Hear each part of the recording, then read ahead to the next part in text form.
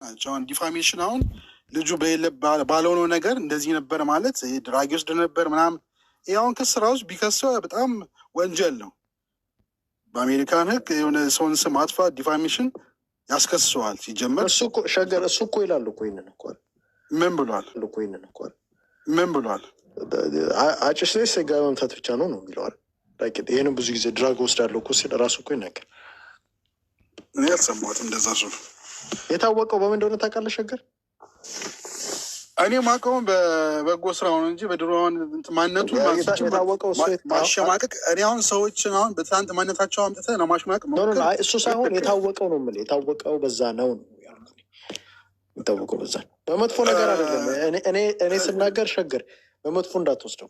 እኔ ባይዘው እኔ ለልጁ መጥፎ ነገር የለኝም።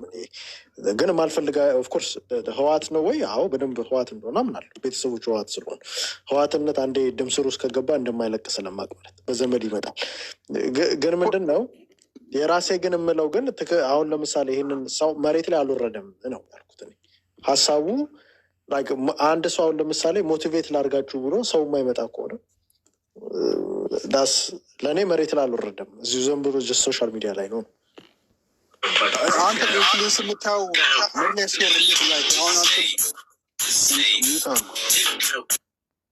ከየት የመጡ ናቸው? በጊዜ ጎሄድ ሸገር ምንድን ነው ያልከው? መሬት ላይ የሚወርድ ስራ የምትመዘኑ በምንድን ነው? አንተ ለምሳሌ አሁን ይሄ ልጅ ለእርዳታ ሲባል አሁን እሱ ኢንፍሉዌንስ ስላለው መሬት ላይ ወርዶ ብዙ ገንዘቦችን አሰባስቧል። 300 ምናምን ሺህ ዶላር በጣም ብዙ ነው። በሳምንት ባልሞላ ጊዜ ውስጥ በእሱ ምክንያት የተሰበሰበው ያ የመሬት ስራ ነው። ላይክ እኔ ያው መሬት አይዶን አንደርስታንድ ላይክ አንተ የምትለውን ይሄ አዳራሽ ገብቶ እሱን አለማግኘት ሰው ምናምን እሱ ነው የምትመዝነው። ነገር 300 ሺህ እኮ የኢፈርት ካድሬዎች በውስጥ ቢሰጡት እኮ ሁሉ ነገር ከፖለቲካ ጋር እያዛችሁት ከሆነማ እንዴት ነው? የሆነ አንዳንዴ ቅን ሁኑ፣ አስተሳሰባችሁን ቅን ለማድረግ ፖለቲከኛ ነው ፖለቲካ ሌላ ነገር። ልጁ አሁን ፖለቲካ ውስጥ የለም። አንድ ቃል እንኳን ስለ ፖለቲካ አያወራም።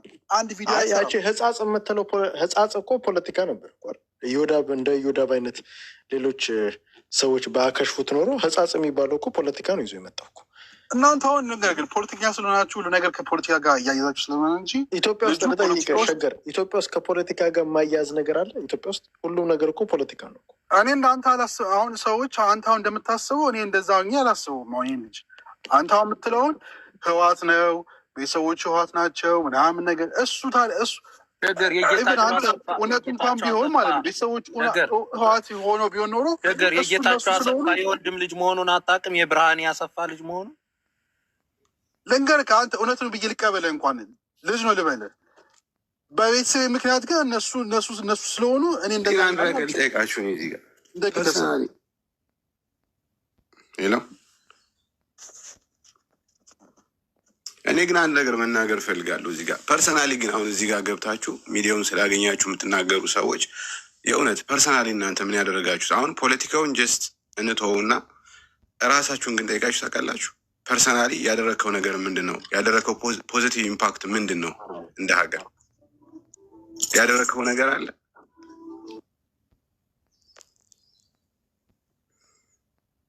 ኦኬ ጥሩ። ከጨረሳችሁን የልቀጥል ዘር ያቋ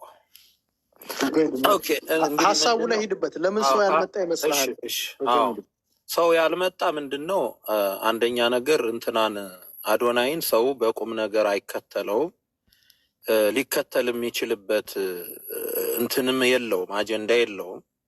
አዶናይን የተከተሉት በብሔር ነው። እንግዲህ የትግሬ ህዝብ በግምት 1.5 ይገመታል። ከነ ወዳጆቻቸው 2.5 ናቸው። 2.5 ሚሊዮን። አንዷ ትግሬ ከዚህ በፊት እንደተናገረችው 40 ጊዜ መርጠዋለች። የምርጫው ጊዜ የቲክታክ አዋርድ ጊዜ 40 ጊዜ አንዲት ትግሬ መርጠዋለች ማለት 40 ጊዜም ፋለው ልታረገው ትችላለች። እና 2.5 ሚሊዮን ትግሬ በሁለት ሲባዛ 5 ሚሊዮን። ዘራ ያዕቆብ ጋይስ ሶሪ ስልክ ላይ ነው ያለሁት እና ዘራ ያዕቆብ ፕሊስ ወደ ፖለቲካ ወደ ምናምን እንዳይገባ እኔ የለውም። እሺ በጣም ስልክ ኤመርጀንሲ ስልክ አጋጥሞኝ ነው። ኦኬ ፕሊስ ዘራ ያዕቆብ ላይክ በስ ሰዎች ቴክስ እያደረጉልኝ ነው እና የሰውን ስብና ሳትነኩ ምንትን ሳትነኩ ጀስት ስለ ፕሮግራሙ ስለምናምኑት ዲስከስ አድርጉ። እሺ ዘር ያዕቆብ ኮንትሮል እያደረከው ነው ያለው። እንደዛ ነው። አይመጥቻለሁ እንትን አድርጉት ጋይስ፣ ፖለቲካ ላይ እንዳይገባ። እሺ፣ አይ ፖለቲካ እናደርገው። ግን ያው አንዳንድ ሰዎች ምን ይላሉ? ታፕታፕ እያደረጋችሁ ጋይስ፣ ስለ አዶናይ ባክግራውንድ ሲነገር ስላለፈው ነገር አትናገሩ እንጂ አሁን ያለበትን ሁኔታ ነው ይላሉ። አንድ ሰው የሚገመተው በባክግራውንዱ ነው። ባክግራውንዱ ቼክ መደረግ አለበት። አንድ ሰው ወደ ህዝብ ሲመጣ፣ ወደ ህዝብ ተጽዕኖ ሲፈጥር ባክግራውንዱ ነው መታየት ያለበት። ባክግራውንዱ የማን ነው? ቤተሰብ የመጣው ምንድን ነው? ከዚህ በፊት ምን ይሰራ ነበር ይባላል። በተለይ ደግሞ አሜሪካን ሀገር እና ካናዳ፣ አውሮፓ ምናምን የሚኖር ሰው መጀመሪያ ባክግራውንዱ ነው ቼክ የሚደረግ። አገር ቤት ምን ትሰራ ነበር? ስራህ ምን ነበር? የስራ ልምድ አለ ሆይ? ባህሪህ ምንድን ነው? ምናምን ይባላል እና ባክግራውንዱን ማየት ወሳኝ ነው። እና የአዶናይ ባክግራውንድ ከመጀመሪያው ከትምህርት ቤት ሰነፍ እንደነበረ ራሱ የተናገረው ኢንተርቪው ሰነፍ እንደነበር ቢባል በአጥር እየዘለለ ያመልጥ እንደነበረ ትምህርት ቤት ጌታቸው አሰፋና ብርሃን አሰፋ አባቱና ወንድም ያጎቱ ብዙ ሚሊዮን ገንዘብ ከፍለው ናሳ እዚህ ሜሪላንድ አስገብተውት ገንዘቡን ከስሮ እሱም ሳይማረው ከዛም ዝም ብሎ በዜሮ እንደተባረረ ከዛ አዲስ አበባና እዚህ ሲልቨር ስፕሪንግ ሆነው ብላክ ማርኬት ገንዘብ መኒ ላውንደሪ ሲያሸጋግሩ እንደነበረ ከዛ በኋላ የትራምፕ አድሚኒስትሬሽን ሲመጣ ሸሽቶ ወደ ካናዳ እንዳመለጠ ራሱ የተናገረው ከካናዳ አምልጦ አልሳካለት ብሎ ሆምለስ እንደነበረ ሆምለስ ሆኖ ድራግ ይወስድ እንደነበረ ወንዶችም ተች ሲያረጉት እንደነበረ ሚውት አርገው እንትና ኤችን ሚውት አርገው ዘር ያዕቆብ እንደነበረ እሱም ራሱ እንደተናገረው እንግዲህ አንዳንድ መናገር ትክክል አይደለም መሰለኝ ሴጋ መታ ነበር እንዳለ አሁን ኢትዮጵያ፣ ካናዳ፣ አሜሪካ አልሳካለት ብሎ ኢትዮጵያ ሂዶ ከምስኪኑ ህዝብ ላይ የ5 ሚሊዮን ባለ ተከታይ ባለ ታዋቂ ምሁር ተብሎ እንደቀረበ። ስለዚህ እኔ አዶናይ ትክክለኛ መንገድ ነው፣ አዶናይ ጥሩ መልካም ስራ እየሰራ ነው ከተባለ ዶክተር ኢንጂነር ማን ነበር ስሙ? እሱም መለቀቅ አለበት ማለት። ሚውት አርገው ወንድማችን ላይ ያለው ሚውት አርገው። መርጣት ትርጭ አንተ እባብ ነህ በጣም።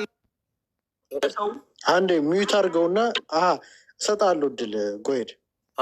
እሺ የሰው እባብ አንዳንዴ በይቅርታ እኔም አልነበርኩኝም፣ ግን እያዳመጥኩኝ ነበር። ቤርፎ አንዳንዴ ስትናገሩ በማስረጃ ተናገሩ። አዶናይና የጌታቸው አሰፋ አባት አንድ አይደለም፣ አንድ ናቸው።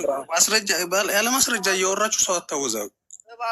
እባቦች እኛ ማን ነው የሚያወርደው? አታውርዱ። እናውቀዋለን። አንዴ ሙን ብርሃነ ኃይለ ሚካኤልን እናውቀዋለን እኛ። ብርሃነ ኃይለ ሚካኤል በጣም ነው የሚለያዩ፣ ጭራሽ አይተዋወቁም። አይደለም አንድ ዘር ሊሆኑ። ብርሃነ ኃይለ ሚካኤል ምንድን ነው? ብርሃነ ኃይለ ሚካኤልማ የአዶናይ አባት ነው እኮ ነው። ገባኝ። ግን ምንድን ነበር የሚሰራ ነበር? ወታደር ነበረ። የምን ወታደር ነው? የትግራይ ወታደር አልነበረም። የምን ወታደር ነበር? የደርግ ወታደር ነበረ።